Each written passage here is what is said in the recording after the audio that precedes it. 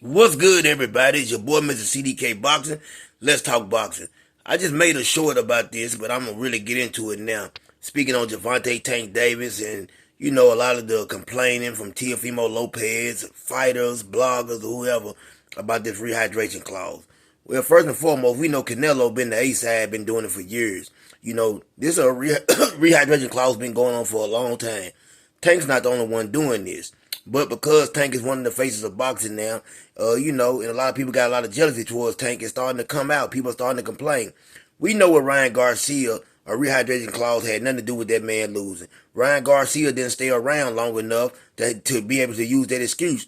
We seen Ryan Garcia throwing the same left hook over and over and Tank countering that man. That's what got Ryan Garcia out of there. That's why Ryan Garcia also got another trainer. We heard from his past trainer that Ryan Garcia didn't listen. The trainer before that Ryan Garcia didn't like to come to the gym. So Ryan Garcia only has himself to blame. Mario Barrios, pretty good fighter. You know what I'm saying? Tank went in there and done what he had to do to get him out of there. These people are signing this contract on their own. Tank ain't holding no gun to their head. He's not forcing these people to sign the contract. They're signing it. If you don't want that rehydration clause in there, don't sign the contract. That's all I can tell you. Do I like it? No. But is it fair? Yes, because you signed the contract. When you sign something, it's fair. You done it to yourself. If I put my man John Hancock on something, then guess what?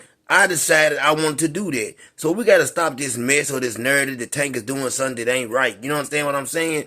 And it lets me know, too, that you're desperate to fight, Tank, when you're crying about a rehydration clause. Teofimo Lopez, you're complaining about Devin Haney. You're complaining about this fighter, that fighter. You're mad because you're being underpaid by Top Rank. That ain't got nothing to do with these black fighters or anybody else, Teofimo.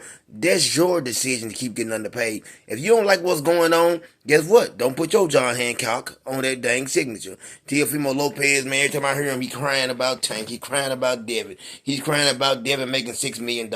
Man, how can you be mad at a man for getting their money? I don't understand it. I do think Teofimo deserves to get paid more than $1 million a fight. I think he's an excellent fighter. You understand what I'm saying? But I think he should have never signed with Top Rank. That's just my personal opinion on that situation. You know what I'm saying? These fighters got to start making better business decisions. And I believe one reason they jump in here and some of them take these contracts is because they need the money. They're spending fast, blowing fast, you know what I'm saying, pause with this money, and then next thing you know, guess what? They need another fight, so they'll sign anything. Gervonta is getting his money. Devin Haney is definitely getting his money as well. So, salute to those guys. We got a bunch of upcoming fights, man. Fights that I want to see. I do want to see Gervonta Tank Davis take on a Devin Haney or Shakur Stevenson. I want to see these fights. I want to see Tank take on the big names. I think Tank has the boxing IQ and the skills to beat any one of those guys. But vice versa. I think they all are excellent fighters. I think any one of those fights is a 50-50 fight. I lean towards Tank when it comes to Devin just because of the power situation. I believe that I don't know if Devin's going to be able to stand up once Tank catches him with something. But we'll have to see. Devin could box for 12 rounds and stay away from Tank's power.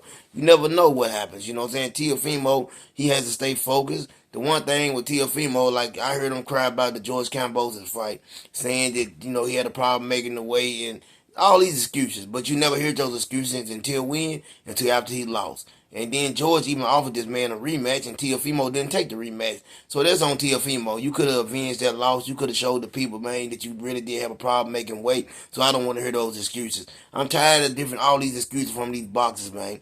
I'm ready to see the fights that all the fans want to see. I'm a fan. I want big fights. I think one thing that hurt Showtime was we were getting some of the fights we wanted. Showtime had a great year. But a lot of these fighters are getting paid so much money that the network is not able to make anything. It's like you either breaking even, you know what I'm saying, or you're not making, or you're losing a little bit. So we can't continue to let that happen, man. We got to come up with a better format for these boxers. I know everybody wants to get paid. You're putting your life on the line, but we have to come up with a better format, man.